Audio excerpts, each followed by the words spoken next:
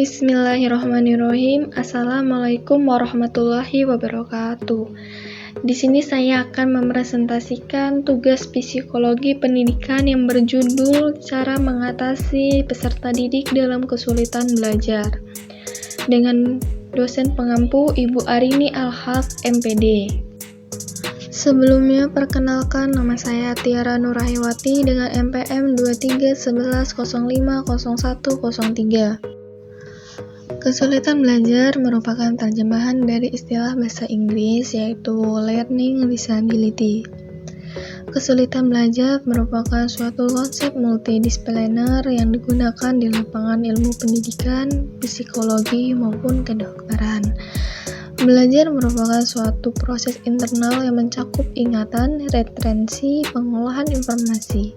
Belajar merupakan bentuk perubahan yang dialami siswa dalam hal kemampuannya untuk bertingkah laku dengan cara yang baru. Sebagai hasil interaksi antara stimulus dan respon, kesulitan belajar adalah suatu keadaan yang menyebabkan siswa tidak dapat belajar sebagaimana mestinya. Adapun 4 ciri-ciri kesulitan belajar.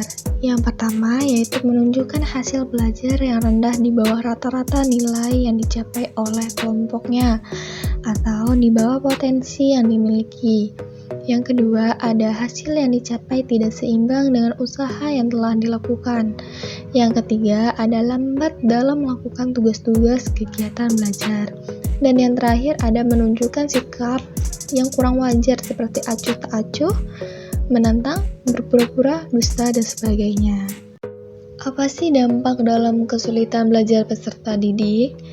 Kesulitan belajar dapat memberikan dampak yang besar bagi peserta didik itu sendiri.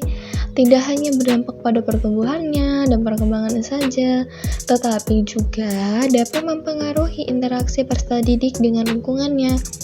Adapun interaksi peserta didik dengan lingkungannya akan terganggu. Apa sih dampaknya? Dampaknya adalah peserta didik tersebut akan menjadi kurang percaya diri, cemas, dan takut melakukan kesalahan karena akan menjadi ejekan dan tertawaan teman-temannya, sehingga ia menjadi ragu dan takut berinteraksi dengan lingkungan peserta didik tersebut. Ada juga bentuk kesulitan belajar di sekolah. Ada apa aja sih? Yang pertama, ada kesulitan dalam memahami materi pelajaran. Yang kedua, ada kesulitan dalam mengingat informasi yang telah dipelajari. Yang ketiga, ada kesulitan dalam mengekspresikan diri secara lisan maupun tulisan. Yang keempat, ada kesulitan dalam memecahkan masalah. Yang kelima, ada kesulitan dalam memusatkan perhatian. Yang keenam, ada kesulitan dalam mengorganisir informasi. Yang ketujuh, ada kesulitan dalam mengikuti instruksi. Dan yang terakhir, ada kesulitan dalam mengikuti aturan dan tata tertib di sekolahan tersebut. Pengaruh peserta didik terhadap kesulitan belajar. Faktor yang menyebabkan kesulitan belajar siswa terjadi akibat dari beberapa pengaruh. Apa aja sih pengaruhnya? Yaitu pengaruh pengajaran yang tidak sesuai, kurikulum yang tidak relevan, lingkungan kelas yang kurang kondusif, kondisi sosial ekonomi yang kurang menguntungkan, hubungan yang kurang harmonis antara guru dan siswa, kurangnya kehadiran anak di sekolah, masalah kesehatan, kurang percaya diri, masalah emosional dan perilakunya, kecerdasan di bawah rata-rata, dan kesulitan memproses informasi spesifik. Bagaimana sih cara mengatasi peserta didik dalam kesulitan belajar?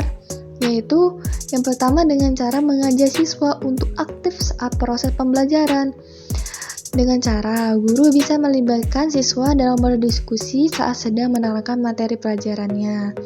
Yang kedua, menciptakan suasana belajar yang menyenangkan agar peserta didik tersebut konsentrasi, karena konsentrasi tersebut sangat dibutuhkan agar mempermudah dan dalam memahami materi yang sedang dipelajari.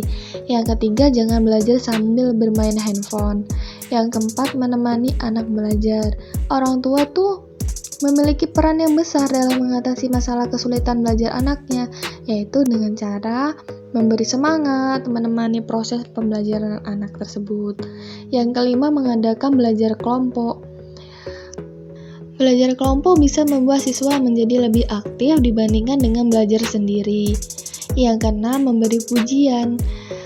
Dengan memberi pujian, maka siswa menjadi lebih termotivasi dan mengingatkan rasa percaya dirinya. Yang ketujuh yaitu dengan cara berhenti membandingkan anak dengan anak lainnya. Nah, ada pun kesimpulan yang dapat kita ambil yaitu cara mengatasi peserta didik dalam kesulitan belajar dengan cara kita sebagai pendidik bisa mengambil cara mengajar dengan mengulangi kembali pembelajaran, membuat tempat belajar menjadi lebih kondusif, membuat rangkuman pembelajaran agar mempermudah pembelajaran, membuat kelompok belajar agar lebih semangat dan giat belajar, membuat tempat yang nyaman.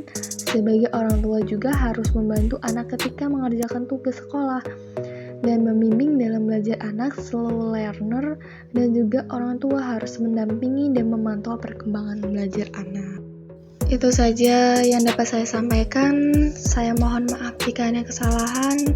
Saya akhiri, wabillahi taufik wal hidayah. Wassalamualaikum warahmatullahi wabarakatuh.